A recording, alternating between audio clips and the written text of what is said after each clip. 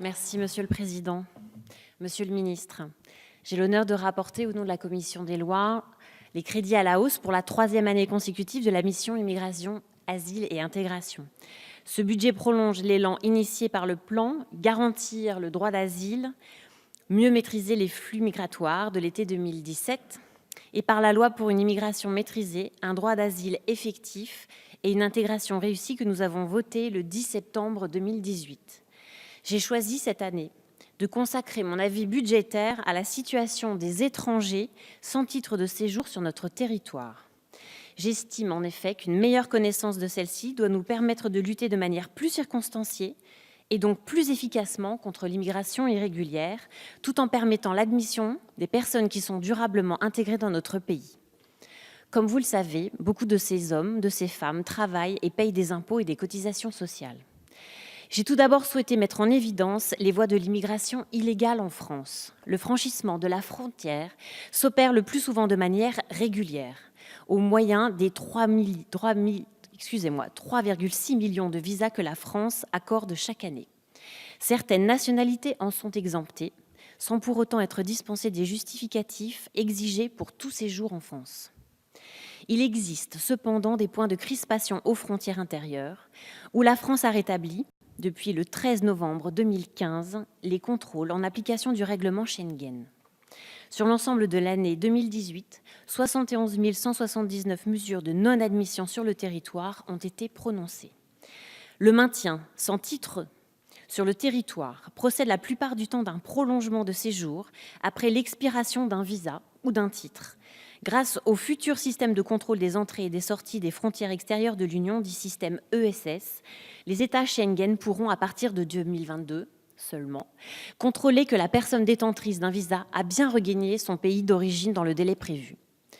Nous en avons beaucoup parlé, une proportion croissante des étrangers en situation irrégulière dans notre pays est constituée des déboutés de la demande d'asile, soit environ 2/3 des demandeurs. Certains d'entre eux, notamment en provenance des pays d'origine sûrs, dont les ressortissants représentent à ce jour 23% de la demande, utilisent cette procédure comme une stratégie détournée de maintien sur le territoire. Face à la difficulté d'anticipation des flux migratoires, beaucoup de nos dispositifs se trouvent aujourd'hui saturés. Je l'indique dans mon rapport, la procédure d'asile est aujourd'hui menacée alors qu'elle devrait être sanctuarisée.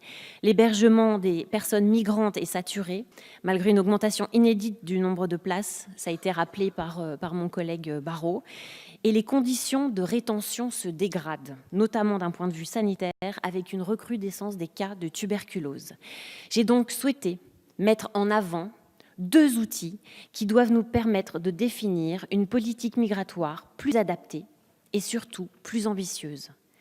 L'admission exceptionnelle au séjour, introduite par la loi dite Sarkozy de 2006 et harmonisée par la circulaire dite Valls de 2012, permet un traitement au fil de l'eau des demandes de régularisation.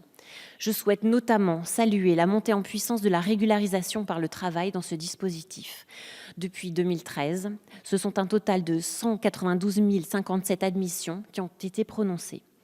Cet outil s'avère cependant insuffisant et hypocrite puisqu'il exige des personnes étrangères de fournir des preuves légales d'une présence irrégulière qu'elles ne devraient pas posséder, des fiches de paye, des déclarations d'impôts ou même des obligations de quitter le territoire français, les OQTF. Surtout, face à l'essor du travail clandestin dans beaucoup de secteurs sous tension, j'estime qu'il est enfin temps d'organiser une politique migratoire économique ambitieuse et je salue donc les annonces faites par le gouvernement en ce sens. Les principaux secteurs concernés par le travail illégal sont le BTP et l'hôtellerie-restauration. Or, les emplois en question ne figurent pas dans l'arrêté de 2008 qui fixe la liste des métiers dits en tension, permettant la délivrance, sans opposition de la situation de l'emploi, d'une autorisation de travail.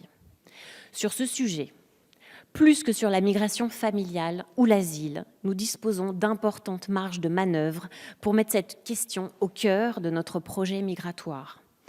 Nous avons contribué à la montée en puissance du passeport talent, qui s'adresse à la migration très qualifiée.